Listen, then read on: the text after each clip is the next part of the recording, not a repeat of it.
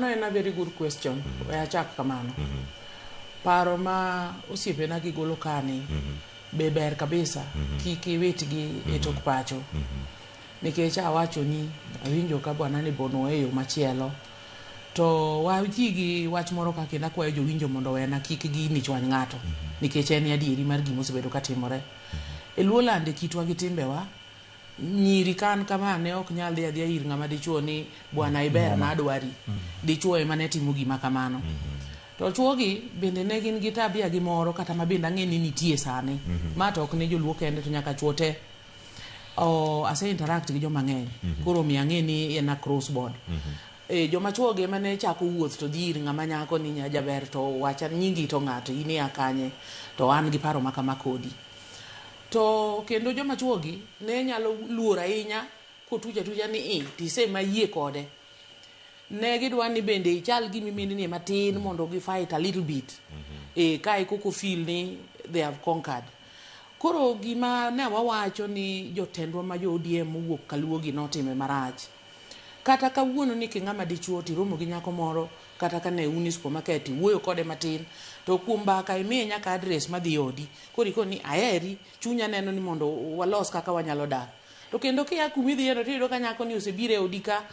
motedo moluokore makote yude maka ene bedroom. Mane majimbo luongo ni red flag. Kata inano to inya chako bagen kode nang'o. Iwinjo gimomiyo kata bagen ningni. Kaka jowa gi nyalo time sani tek malich. Nikech ne gichalo ng'ama othurore od ng'ato modhi nyaka bedroom. Ng'ata inano podi chaki bagen kode kako idwarago.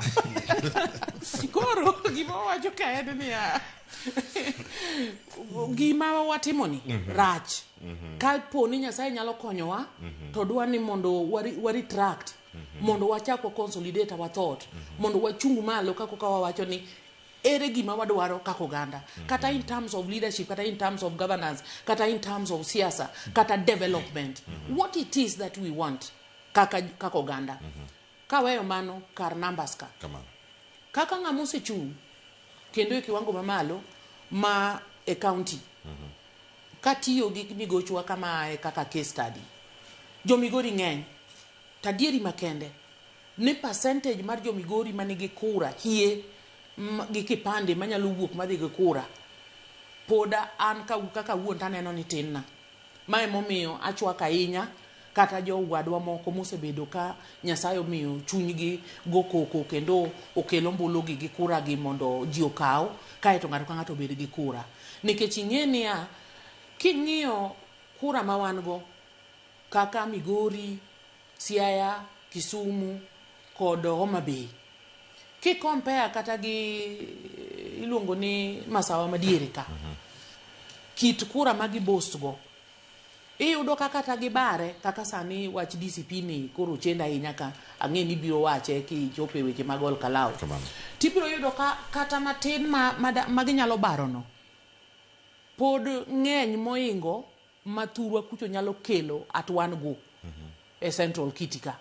mana diera makende madwa ni mondo wang'i kendo sana jotendwa masani moyier kata joma nigi migepe mamalo mogwele sirkal kaka CSS gi PSS ka mano wach mangima manoningo chandgi kura ma wan go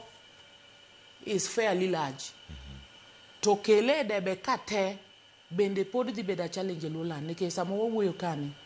wach machielo ma jowa ma otelo sani manyo yier gi ODM gi chal ka gima pok ofwenyo gi kia ni onego gisom book moro mawacho ni to who moved my cheese the cheese has moved the voters koro ni dwaro yiero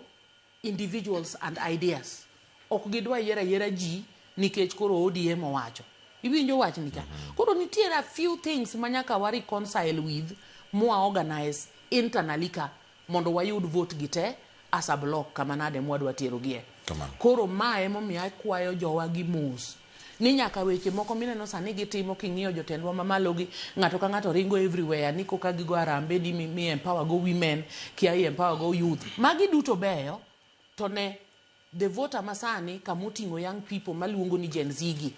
nyithindo gi are not all rebellious kaka wawacho gini nyithindo gi have got issues mane momiyo adwa mondo akel wach issue based politics ya nyithindo gi have issues which are affecting them and their main interest is who is willing to deal with kendo madwa konyowa mondo weche wagi unemployment momiyo koro jite bedo guns ni o weche mag kata yani midhiero momako nyithindogi ere kata ka od bura mwaloso no kata ka en ODM kata ka en mane nyaka mar osiepna ni ere od bura mokea ni wan gi weche machal gi magi anaparo ni one vote waka poko giromo na kiwango madwaro gie koro jotendwa duto gibed jo ODM gibed jo manade oningo make sure ni nyithindwa gi mondwa gi jodongwa te manyalo vote o vote ka eto namba no ka wase ng'eye mwang'eyo ni ma ai volume mawan go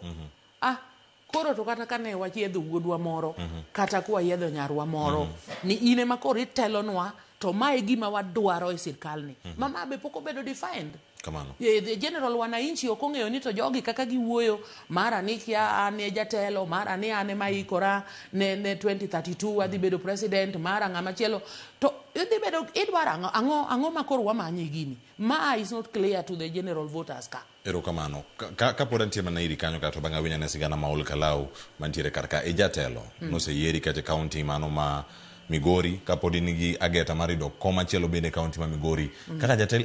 itimo ang'o mondo mibug aditani mano mar ombulu nigewen jotelo sani jotelo yawo caravan konde mopogore opogore waneno ga Lego Usonga waneno gi Rongo waneno gi Suna West waneno gi Suna East jotelo yawo caravan ma ndiko jogo ombulu en lombo oganda koso en gimoro ma utimo mar mondo mi japiny otim yiero makare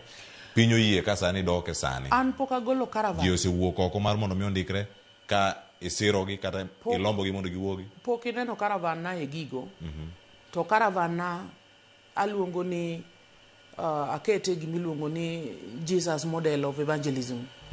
from the 12 of door to door person to person nyithindwa ma ugo mbaka kani be un gi kura to ng'a e dieru ka ma pok okawo kipande to ng'a ma pok ondikore kura to jo un ma un Nairobi ni to chutho ugocho kanye kura uni Nairobi kucha koso kura uni dala to kani tie kaka kura uni dala to ere mpango ma un go ma ko gik sakura cha to biro yudo ni undala ma e gima timo or it may not be big into the extent of the caravan but I believe it is the best caravan nikech by the end of the day koro ang'eyo statistic kata any youth group maromogo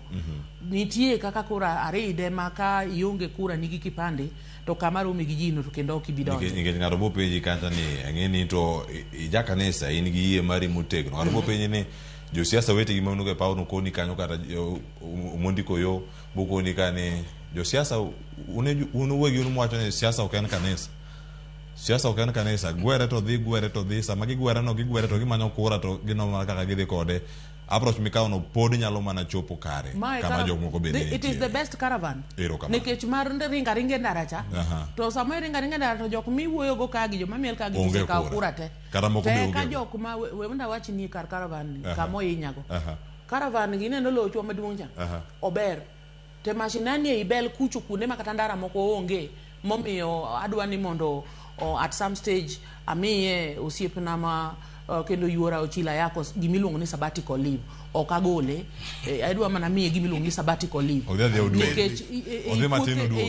e gwenge kucho kuma koro ndara onge cha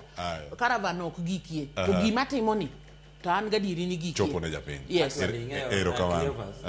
wach mar caravan king'iye gi wang' machielo